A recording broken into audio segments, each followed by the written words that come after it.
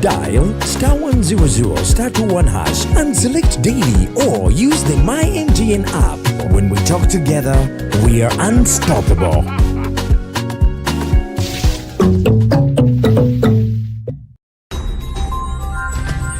Eno, ye Delta TV, tukole.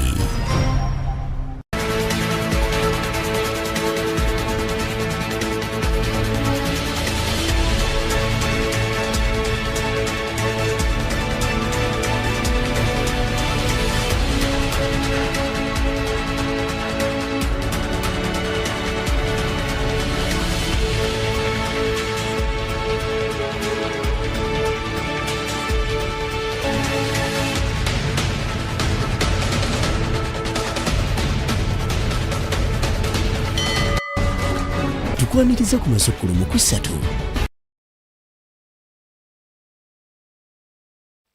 Kubuzaako omulungi ebikumidde ku mpyo zaffe eza Delta TV olwaleero olunaku lwa Mande ennaku z'omwezi 2 omwezi ogwokusatu omwaka ogw'2026 gano ge masukulu era bwentyo gakwanjulira nze Omumbejja Nakimbwe Jamila kkiriza tugatandike bwe tuti. Poliisi enkya ya leero ekakasizza ng'abantu abawerera ddala 2500 bwe basimbiddwa mu maaso g'omulamuzi mu bitundu eby'enjawulo mu kaweefube gwe baliko ow'okulwanyisa obumenyi bw'amateeka mu Kampala n'emirirwano. Poliisi okukola kino kiddiridde obumenyi bw'amateeka okweyongera mu Kampala ng'era omwogezi mu ggwanga Kituma Rusoke ategeezezza bannamawulire nga bwe bagenda okukolera ddala ekikwekweto kino era ono okubakakasa abadde ku kitebe kya poliisi e Naggulu mu lukuŋŋaana lwa bannamawulire olubeerawo buli wiiki katubirala. Nga bwe twafuna abantu abaali beemulugumya nga abantu bagamba nti obubbi bubatawaanya, abantu babatawaanya ku nguudo, babanyaga obusawo, abamu bwe baba bali mu mamotoka gaabwe bafuna abantu ababanyaga. Omwogezi wa poliisi mu ggwanga SP Kituma Rusoke yazeemu okugumya bannayuganda nti embeera y'obutebenkevu bagikutte n'amaanyi okulaba nga batebenkeza bannansi. Gono bw'abadde akubye olukuŋŋaana lwa bannamawulire olwa buli bbalaza akakasizza ng'abamenyi b'amateeka abasoba mu 2,000 bwe basobodde okubatwala mu maaso g'abalamuzi batandika okubitebya n'okwennyonnyolako lwaki banyakkula ebintu by'abantu. By yesterday twagenza okubalamu nga twakatwala abantu 2,000 mu 2052 mu kooti ate nga n'okunoonyereza kukyakolebwa ku bantu 232. Kuraki mu bikwekweto bino bye tukola waliwo abantu betugenda ne tusanga nga 1 bwe tukozesa kalimagezi waffe o forensic inputs tusanga nga bali associated with very many other offenses. Ono agamba nti sabbiiti eno basobodde okukwata abantu abasoba mu 1,000 mu bitundutundu bya Kampala eby'enjawulo n'ategeeza nga bwe baayiye abasajja baabwe okwetooloola Kampala naddala ebifo ebibadde bisinga okuba mu bumenyi bw'amateeka ng'era bazze bakwata abantu ab'enjawulo nga balina ebissi. Tukola ebikwekweto nga wiiki eno yokka kuva ku Monday paka ku nga Saturday. Data we tuyina Israel tuyina abasibe betwakakwata 1,185 nga ebikwekweto twabikoze mu areas zonna ez'eggwanga naye okusinga mu bitundu bya Kampala Metropolitan nga mwe muli Kampala Metropolitan East nga yoyoka twasobodde okukwatamu abamenyi b'amateeka abataka wansi wa 334. Mu Kampala Metropolitan North yokka twafunyemu 317. Kampala Metropolitan South nga twafunyemu 308. Wabula Kituma ajjukiza bannansi obuteesuulirayo gwa Naggamba ng'agamba nti okumalawo obumenyi bw'amateeka buno kiyinza kukolebwa nga ne bannansi babayambyeko. Tusaba nti tukolegane wamu n'abantu kubanga some of these fellows babeera mu communities abantu bano gye bafunira obuzibu. Ate nga bwe twali tujja nga tubagamba nti omuntu wa bulijjo yasinga okumanya abantu bano kubanga ababeeramu bamu baana baabwe. Then n'ekirala nga poliisi tuyinza obutamanya buli kasonda konna akalimu omumenyi w'amateeka naye usually guarantee gye tuwa abantu nti bwe tufuna information at least to making sure nti tukola ekikwekweto ekyetaagisa okulaba nti abantu abo tubagombamu obwala. Obumenyi bw'amateeka naddala obubbi nga bukyeriisa enkuli mu bitundu by'eggwanga eby'enjawulo. Waliwo abamenyi b'amateeka abasoba mu 200 poliisi bekyanoonyerezako olw'emisango gye bazza ku bantu nga n'abamu baakwatibwa wabula nga ssaawa yonna batwalibwa mu kkooti bagasimbagane n'abalamuzi basobola okwewozaako. Naye kye twagala okuwa abantu ng'obukakafu is that nga security tetutudde tujja kusigala nga tukola ebikwekweto bino okulaba nti tugezaako okuziyiza obumenyi bw'amateeka buno. Peter Wandeme yabaddeyo ku Delta TV Amasukkulu. Webitono ebibadde erudde ensonga ate tuvuddeyo kakakiiko ka Paalamenti aka PAC Kagobye Omuteesiteesi omukulu mu Minisitule y'ensonga z'abakozi aba gavumenti Catherine Bitakwatera ng'ono alemeddwa okubuulira ababaka oba nga abakozi ba gavumenti ab'enjawulo mu disitulikiti ez'enjawulo bwe beetaba mu by'okulonda butereevu nga bakkiriziddwa omusasi waffe abitukuŋŋaanyiriza. Akakiiko kano katandise enkya ya leero nga kabadde kakulembeddwamu amyuka ssentebe wa Kagobye Namugga era bano batandise n'okubuuza oba nga abakulira amasomero ag'enjawulo bakaawo n'abalala mu disitulikiti bakkirizibwa okwetaba butereevu mu by'okulonda. DEO of Kasanda district who was the chief mobilizer of the ruling party. The cow of Kasanda district denied us money for roads which must be used for roads and she put it in mobilization for the ruling party. But you can help. Where do the public run to? Where public servants who are known in the law and you're the one, how far does your hand stretch as the accounting officer? Is a public officer supposed to actively participate in politics, but not as a candidate? That aside, I asked you clearly that you find a head teacher who has an appointment letter of a presiding officer, a head teacher of a school. We want clarity on that. To understand from you, what is the position of both the standing orders, the regulations, and the law with regard to public officers taking partisan positions? What's really the position? Catherine Bitalakwate alaze nga ye bw'atalina kyakuddamu ku nsonga eno kuba yeesi kye kyamuleese nga yazze kuwuliriza n'okuddamu ku byazuula mu alipoota ya ssaabaliizi w'ebitabo bya gavumenti ekintu ekitabudde ababaka. Whatever was out there, we did not receive the reports. Madam PS, we want you to be clear. Something very simple. Please guide as the head of public service. Can a teacher be a presiding officer? As simple as that. I am not the head of public service. Because you've addressed that question to the head of public service. I am not the head of public service. I'm PS, Permanent Secretary, Ministry of Public Service. Amyuka ssentebe w'akakiiko kano Kagobye Namugga waliriziddwa okuwummuza akakiiko kano okumala eddakiika 2 Bitalakwate yamala okwebuuza ku nsonga eno. Akakiiko bwe kazzeemu amyuka ssentebe Kagobye Namugga amusomedde amateeka era n'amulaga nga bwe bimukwatako era ababaka ne bamusaba okwanukula naye nga buteerere. And could be the PS seem to think that we don't know the responsibilities of a permanent secretary. I also beg you to educate us more on that if you think we are not that conversant with what a permanent secretary is supposed to do. But within the Constitution, a permanent secretary can tender advice to the responsible, to any of us. You can advise in any way. But for me, if you feel, and we are submitting on this for the last time, if you feel you cannot guide us on the boundary of public servants in regard to elections, and you feel you should refer us to the Electoral Commission, we are going to see how we are going to proceed with you. But I should say, for me, I've not liked this kind of demeanor and the treatment you are giving this side. That I was prepared for accountability questions and not these other issues. With due respect, is not an argument made in good faith. It is an argument born out of, desire not to face certain facts.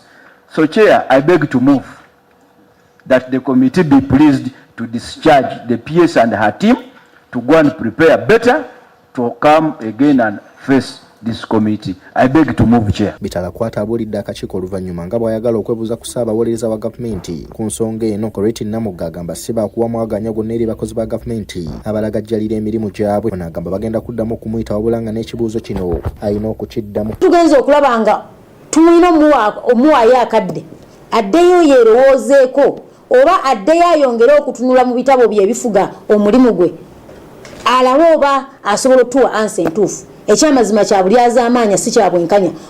Permanent Secretary wa Public Service n'agamba nti tasobola kuwabula ggwanga kuli butya oba wa abakozi ba gavumenti we bakoma mu kwetaba mu bululu.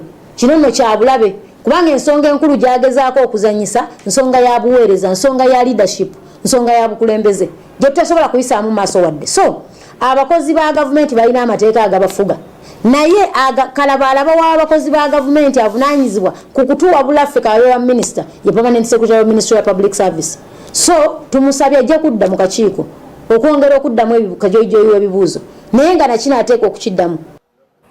Webitabo bibadde erudde ensonga ate tuvuddeyo abalamuzi bataano nga kkooti ya ssemateeka bagobye omusango gwa bannakibiina kya DP ogwawawaabirwa minisita wa ssemateeka Norbert Mao nga bawakanya enkola gye yayitamu okukozesa ekibiina kya DP ssaako n'ekya NRM nga teyeebuuzizza ku bannakibiina era nti yamenya ssemateeka n'amateeka agafuga ekibiina kya DP.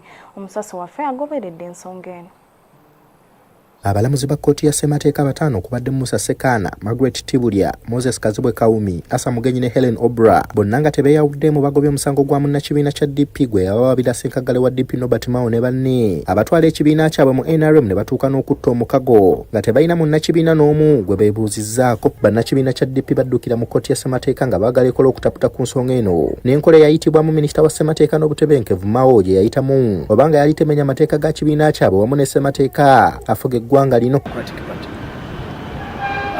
Ndi wa UID ate ndi mwogezi wa kibiina ekyo mu Lubaga.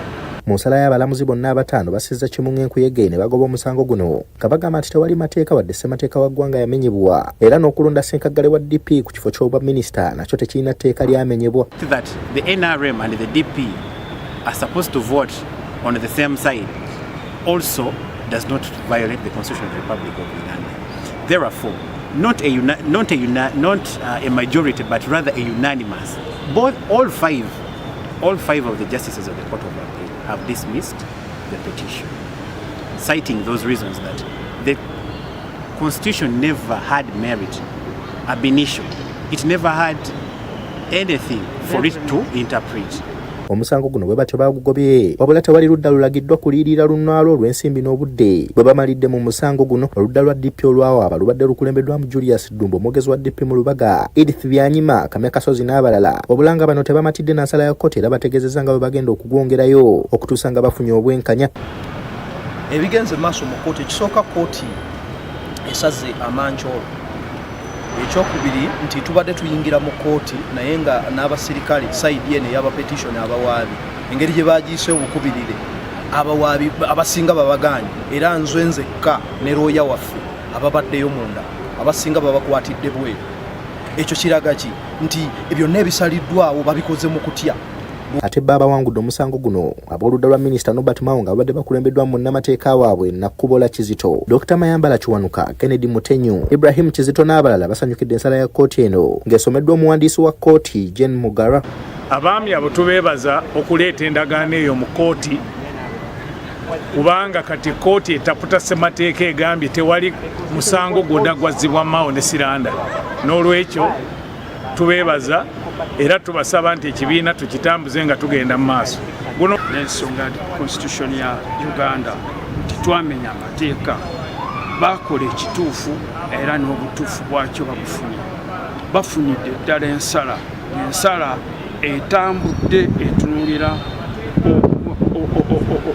obutundutundu bwonna obwa Constitution ya Uganda era nga batuna ne Constitution ya Democratic Party ne basalawo ensonga zaabwe zigobeddwa olw'okuba tezikwata mazzi olunaku lwaleero kkooti lweweereddeko ensala yaayo ejjidde mu kiseera nga bangi ku baawaawa omusango guno nga baayabulira dde ekibiina kya Democratic Party nga Dr. Lulume Bayiga mu kalulu akawedde yavuganyiza ku tiketi ya People's Front for Freedom. Mpalanyi Nkoyo oyo yayingira dda NUP. Richard Lumu yavuganya ku Bwannamunigina. Rose Fortunate Nantongo nga mu Parliament yakoweddewo ku kadi ya NUP okuggyako Richard Sebamalayika akyali mu DP wabula nga takkaanya na DP ekulemberwa Mao Byekola.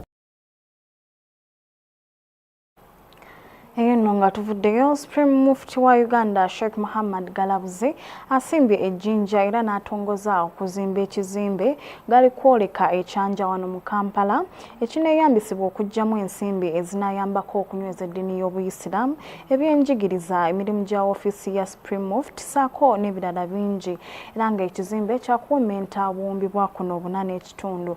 Supreme Mufti wano wasabidde abasiraamu okukomya okwekubagiza olw'ebyobugagga bya busiraamu ebyabulankanyizibwa abakulembeze ab'enjawulo era ne basaba okunywera bateekewo ebipya katubirabe. Supreme Mufti wa Uganda Sheikh Muhammad Shaban Galabuzi atongozza okuzimba ekizimbe gali kwoleka ekyanja oba giyite wakfu nga yakuwemmenta obuwumbi obusoba mu 4 ng'esuubira okuggwa mu bbanga lya myaka 2. Abantu ssekinnoomu be bali mu kakiiko k'abantu abawerera ddala okutambuza omulimu guno nga kakulemberwa Haji Rashid Ssennyonga. Haji Rashid yeebazizza jjajja w'obusiraamu Omulangira Kasimu Nakibinge olw'okuba bw'ettaka lino okukolerako pulojekiti eno era n'ayakubiriza ne bannakyewa banne okuvaayo okuwagira omulimu guno. Neebaza mukama waffe jjajja Omulangira Dr. Kasimu Nakibinge okubeera nga yasobola okutuwa ekifo tusobole okuteekako wakufu nga bwe twamusaba ebeere nga ekigendererwa kya kuyamba ofiisi ya Supreme Mufti.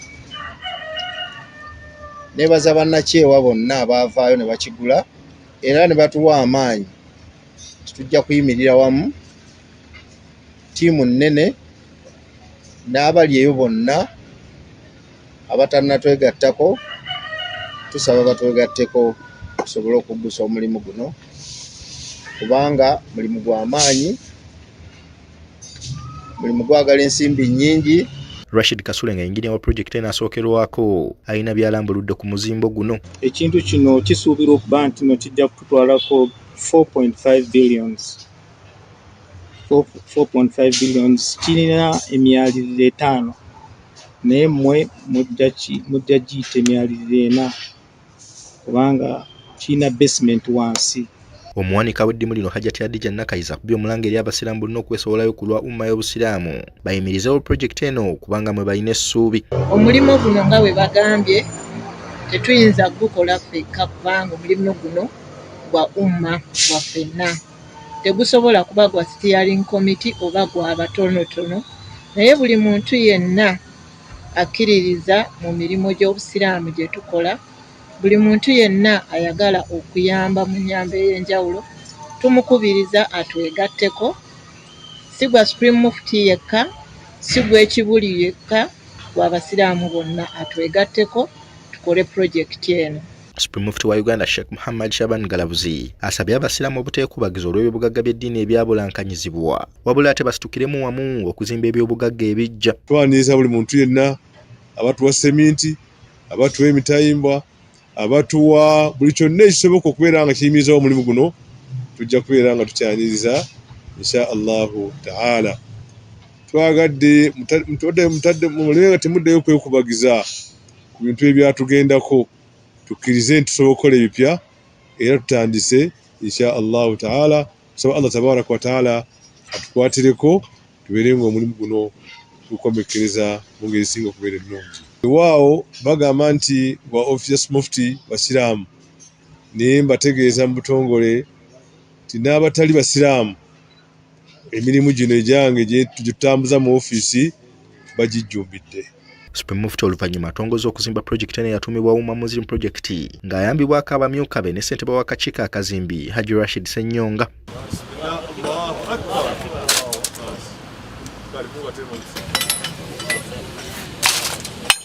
Ibrahim Sebunya, Delta TV Amasukulumu.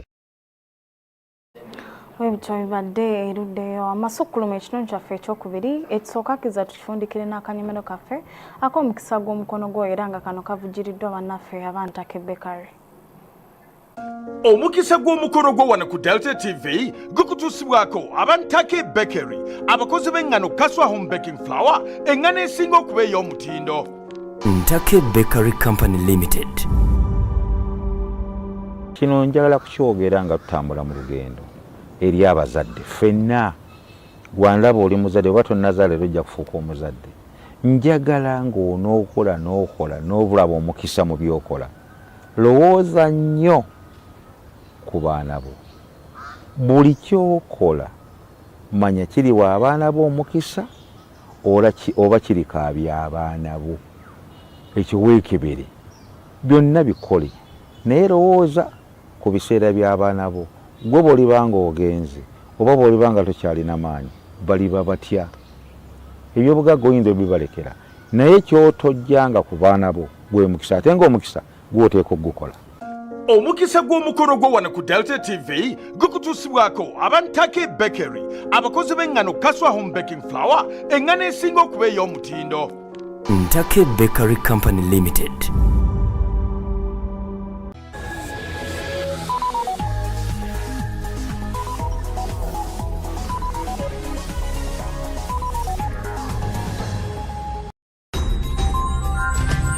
Eno ye Delta TV tukole.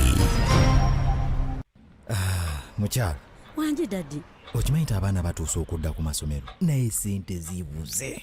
Kakati ky'oba okola, twalayo ekitundu kya fiizi ku ssomero lya junior. Eza van tunaazisasula oluvannyuma. naye dadi, lwaki tetusasula nga tukozesa momo etuwa n'omukisa oguwangula school fees za mwaka mulamba bweddu n'okusingawo. Ate nno mwattu osobola n'okufuna looni ya school fees ku momo. Mpozi n'ekirala, essomero erikozesa momo lisobola okwewangulira vaani. Kyekyo kyennyini, wangula school fees wa mwaka mulamba n'okusingawo. Ate nga n'amasomero agakozesa momo galina omukisa okuwangula vaani ko n'ebirabo ebirala 1000. Osobola n'okufuna looni ya school fees ku momo. Nyiga star *165 star 8 noti hashi oba kozesa momo app.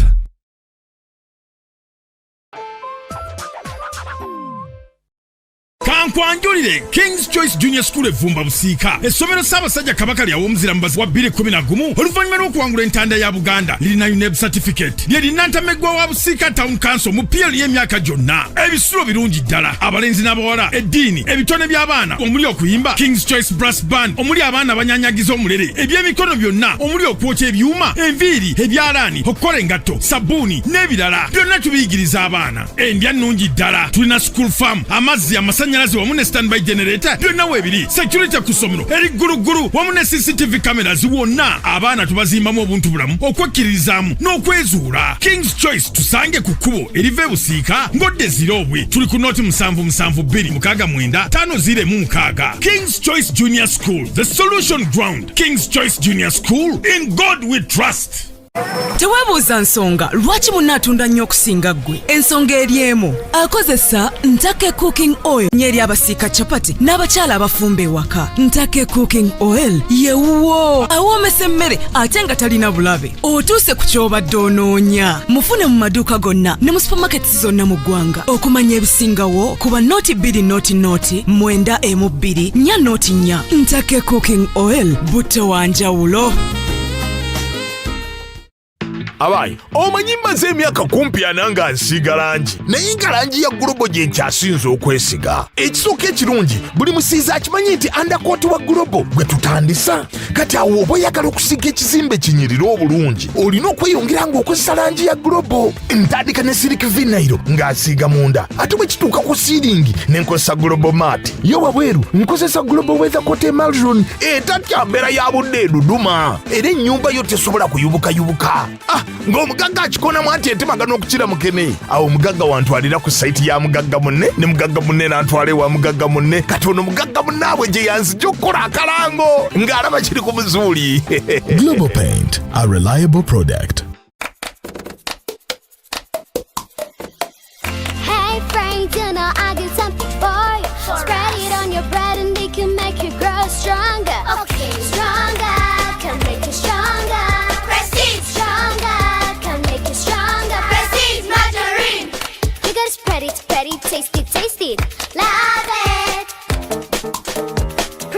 margarine is good for everyone. When you eat it, it makes your body grow strong and healthy. So always spread it, taste it, and love it. Prestige margarine.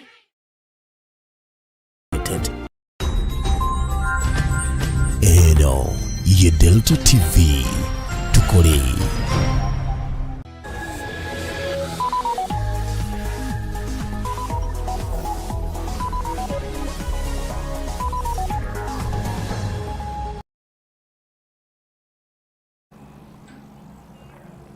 Kwaniriza amasukulu mu kitundu kyaffe ekyokubiri era akkiriza tukitandike bwe tuti.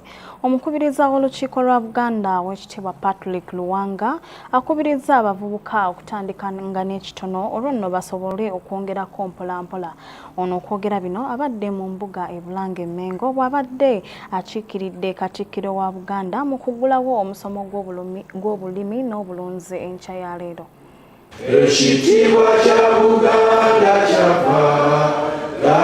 Abavubuka bangi beetabye ku mukolo gw'obulimi n'obulunzi oguteekeddwa e Bulange Mengo olunaku lwaleero nga guno gwetabiddwako minisita w'ebyobulimi mu Bwakabaka bwa Buganda ow'ekitiibwa Hajji Hamisi Kakomo n'abalala. Bano basomeseddwa ku butya bwe bayinza okulabirira ebirime byabwe okuviira ddala nga byakasimbibwa okutuuka nga batandise okukungula naddala ekirime ky'emmwanyi.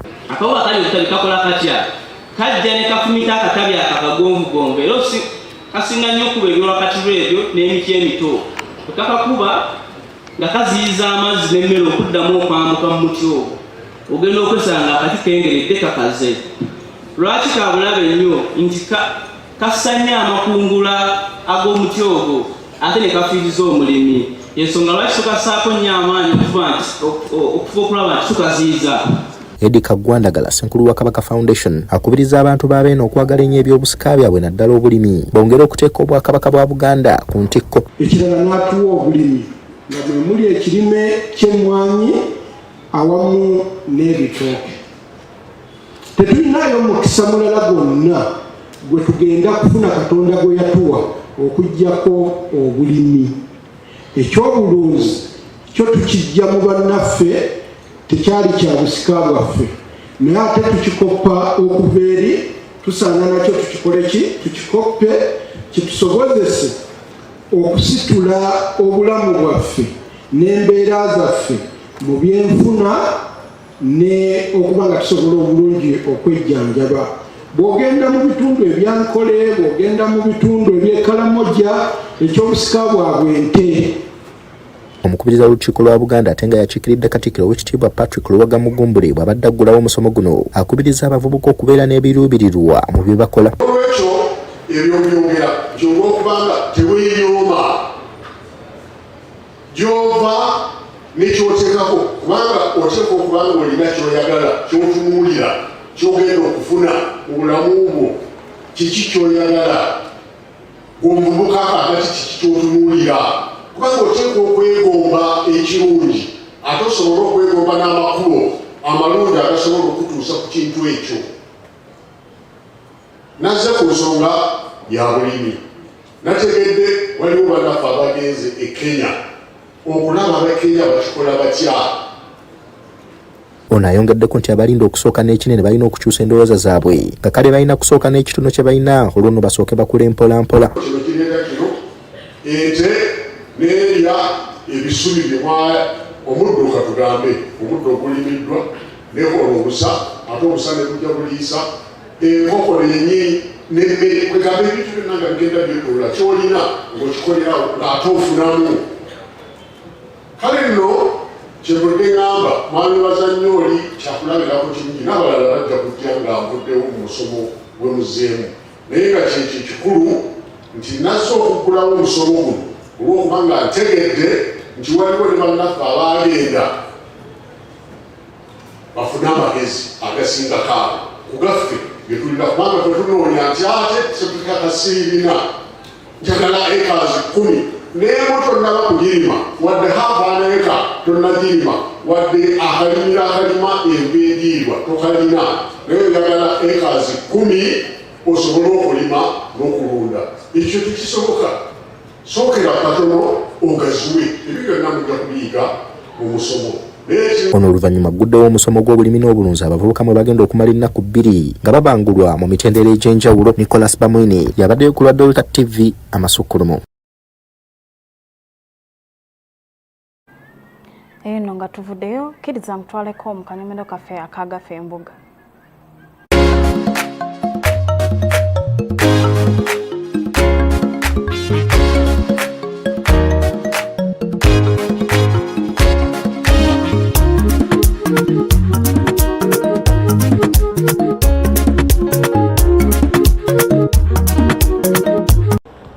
Okusoomooza okunene kwe tulina kwe kulwanyisa okusaasaana kw'akawuka akasiriimu n'okuyamba kw'abo abakalina okuba nti babeera mu bulamu obulungi nga bafuna eddagala nga balikozesa ng'amateeka bwe gagamba okusobola okuweeweeza ku bulamu bwabwe. During the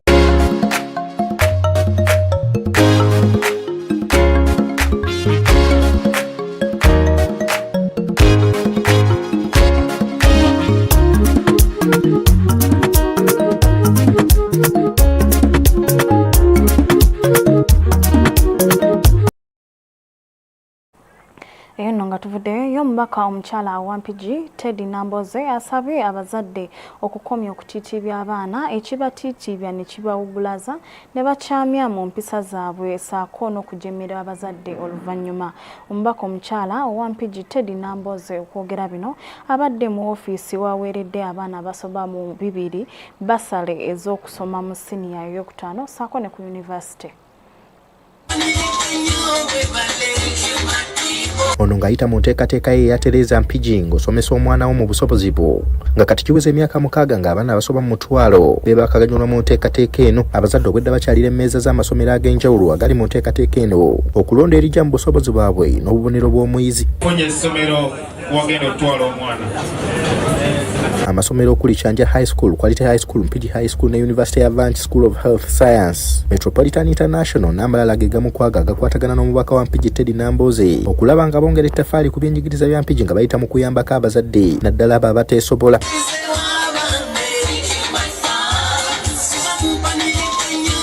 Teddy Namboze bw'abadde ayogera asoose kusiima amasomero agakkiriza okumukwatirako ng'asomesa abaana nga kati emyaka 6 naye tewali lyali livudde ku ndagaano ye era neyeeyama okutwala enteekateeka eno mu maaso. Kyemuva mulaba nga buli ssomero teriri wano, amasomero geefuula ne mukkanya kirala ng'ogendawo ne bakola ki era ago tegaliwa. Essomero erinayimirira ku kigambo kyalo ge masomero genkola ki ekyokuyisa abaana eryokukatala ate mu busobozi ki teri mwana musiru. Era mbasaba abaana baffe muleme bassa ku bunkenke ddayo pakase nange nkole omwana asome tutule wano ate tujaguze nga tuliwamu inshaallah. Ono era akutidde abazadde obutagezaako kukoppa bannaabwe nga batwala abaana baabwe mu masomero ge batasobola kibasobozesa okubatuusa gye baluubirira okutuuka. Ate abazadde temunziririra abaana, mumanyi bwe mukola abaana nammwe bwe muleeseero nga mubandikira okyalira abalala bonna awo oyo wa Tereza ye kasita akyalayo wa nensanga abaana baffe abaana nga temubakyalidde. Mbasaba mukyalire ku baana nti omwana buli lw'omukyalirako n'alaba ku maama ng'omwana alaba nti ne muzadde wange yannondodde omwana addamu amaki bino bye mulowooza nti omwana nze sina kye mutwalidde situtte kirungi omwana n'ekigambo kyo. Bakira abo bannannyini masomero bwedda beesobolayo okulambika abazadde ku ebyo ebyetaago bye balina okubeera nabyo okusobola okubeegattako era wano omuzadde obwedda asinziira awo n'alonda essomero eriri mu busobozi bwe. Omwana mutwale ku HSC, mutwale ku certificate. Nze kye nandigamba ekisinga obulungi omwana muleete ku certificate olw'ensonga ensangi zino mba mutunuddemu nnyo. Omwana omutwala ku HSC n'asoma emyaka 2 egyo n'agikola ki n'agituulako. Olumu ayinza okuvaayo ng'ebintu biganyeemu oba nga bitiridde bulungi. Kale bwe bitereera obulungi n'agenda ku yunivasite. Yunivasite koosi gy'anakola ey'emyaka emiipi ya myaka 3. Olwo tuba tugenze emyaka gyaffe emeka. Naye omwana bw'abanga azze ku certificate ajja kusoma emyaka 2 n'ekitundu atandika okukola. Oli ow'emyaka 5 anaagenda okuvaayo ng'ono yatandika dde okukola ki kiba kituyambako ffe abazadde bamufuna mpola okuba tutaddeyo omwana waffe ataasike ne ku banne asobole okugakola ki okubaweererako akaaba abaweeredde nga naye bw'okukwatirako. Oluvannyuma abazadde nabo balaze okusiima kwabwe eri omubaka okuvayo okubakwasizaako era ne bamusaba obutabakoowa. Naye musabira eri Mukama Katonda amutuyambire, amuwangaaze, amuwe obulamu, amuwe emikisa kubanga atuyambye nnyo.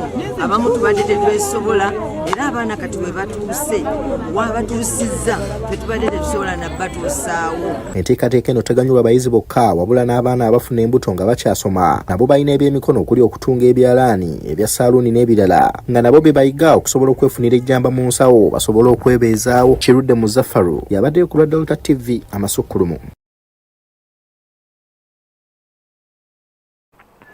Eyo nno webitowe bibadde so eyo tuvuddeyo ekitongole ki Christian Literature Communication ekisangibwa mu ggwanga erya Kenya nga kiri wamu n'abakibubbu Development Center batikidde abaana abawandiisi b'obutabo ku mutendera gwa primary saako ne secondary ku ssomero lya Kibubbu Community Primary School. Bano bagamba nti eggwanga Uganda lyetaaga okuba n'abawandiisi b'obutabo okulaba nga eggwanga libeera n'abantu abayiiya mu biseera ebijja eby'emmaaso ng'era wano abaana abasoba mu mwasatu be batikiddwa. Katubirabe. No Kagoda akwira ekitongole ki Kabubbu Development Project atutegeezezza nga bwe batongozezza abawandiisi b'ebitabo omuli ebyo ebikwata ku ddiini okubuulirira ssaako ebyo ebiyambako okumanya buti obulamu bwe butambula. Bano babadde bakulembeddwamu ekitongole kya Christian Literature Communications Company okuva mu ggwanga ery'e Kenya. Ebitabo bino bikwata birimu eddiini, birimu okubuulirira, birimu n'okulaba nti abaana bawandika mu bintu ebiyamba abalala okubeera nti basigala kumulamwa n'okumanya okugirya batambulamu obulamu. Harriet Ayebale nga musuusuzi w'amawulire mu kitongole kya Daily Monitor nga yabadde omugenyi omukulu agambye nti ekikolwa kino eky'okuwandiika obutabo kiyamba nnyo okumanyisa abantu ku bintu eby'enjawulo ebiruma abantu ng'eggwanga lyetaaga abawandiisi nga bano. Tabewaddeyo okulaba nti basomesa abaana abato omugigi omuto okuyiga okusoma awamu n'okuwandiika, si kuyita buyisi sayansi SST ne English naye ng'ate bagenda kuwandiika. Bano be baana bagenda okuwandiika obutabo mu myaka 10 egijja. Bwe tubeera n'abaana nga bawandiika babeera b'amagezi nnyo, babeera ba critical thinkers, mbako okumanya ebintu bwe bitambula mu nsi yaffe n'ate n'okukyusa ekifo. Oyinza okuwandiika ku mwana ateesobola aba talina buyambi, yalwala omutima nga tewali talina muyambako. Omwana ayinza okuwandiika story bw'etambulira mu mawulire n'afuna abamuyamba. Omwana ayinza okuwandiika ku luguudo ng'oluguudo lufuuse oluguudo lwafa tewali alufaako tewali alulaba. N'omwana n'awandiika story eyo gavumenti nevaayo oluguudo nekola ki? So twetaaga Uganda yetaaga abawandiisi nga baana nga bazze batendekebwa okuwandiika okuva mu buto mpaka mu bukulu. Mukano Muhango akulira ekitongole ki Christian Literature Communications okuva mu ggwanga erya Kenya atunnyonnyodde ensonga lwaki baasalawo okulaba nga bayigiriza abaana b'amasomero okuba abawandiisi b'ebitabo. The vision is to be able to have a reading continent, and so we have writing mentorship for grown-ups, but a few years back we felt that we want to make a 10-20 years investment and invest in our children. And so with the partnership that CLC International has with Kabubbu community, we came here in 2024 and we agreed that we can give the Kabubbu children an opportunity to be able to write their stories. We are hoping that in 10-20 years we will have a generation that is actually comfortable around books. They've said that if you want to hide something from an African, put it in a book. That one is not going to work for our children because there will be children who have grown up reading books, children who have grown up writing their own books, and so we are hoping that we will have more of African children who can be able to write their own stories. And for this Kabubbu community, we are so proud for the 11 that have started, and we know that they've written in their context talking about challenges that the children here, the community here is actually going through.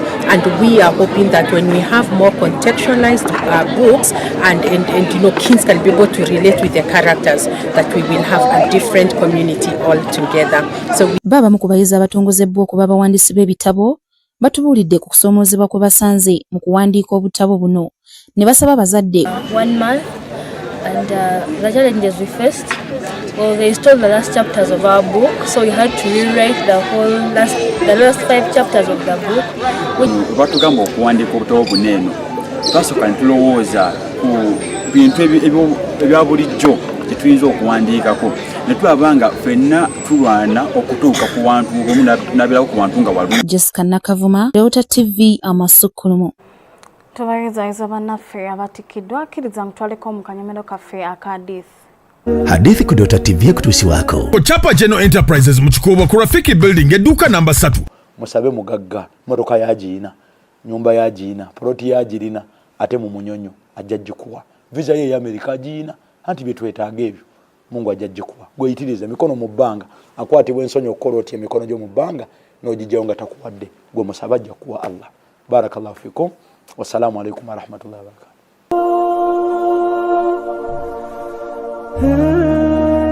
Hadithi ku Delta TV kutuusiwako. Ochapa General Enterprises mu Kikuubo ku Rafiki Building edduuka namba 3 abakutuusako Prestige Margarine, Nala Instant Noodles, Lanzo Bathing Soap, omusawo w'ensusu z'ab'omu makaago, Jama Soap, sabbuuni ow'ekitole asinga ensangi zino, Toast Detergent, sabbuuni w'obuwunga ayoza n'atukulizaawo mu lwoza lumu lwokka, ate n'aleka akawoowa akalungi mu ngoye zo olunaku lwonna. Rinsin Oil butto yekka gw'olina okukozesa okufumba ebyokulya byonna, anti tali mu masavu galeeta mugejjo. Kasuku Tiri, Chapa Mandashi, Chapa Glycerin, Tipi ya Neptune n'ekibiriti kya soli.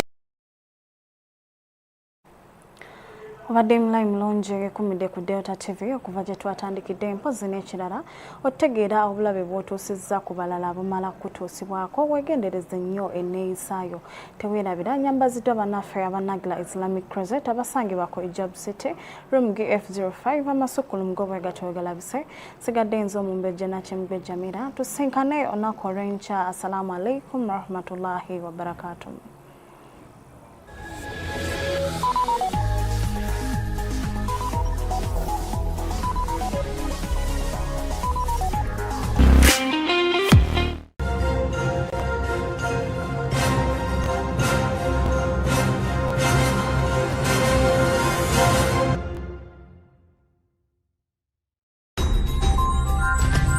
Eno ye Delta TV tukole. Kuba mwaka fana nyinga gwali eyo gwa wangudde mwaka mula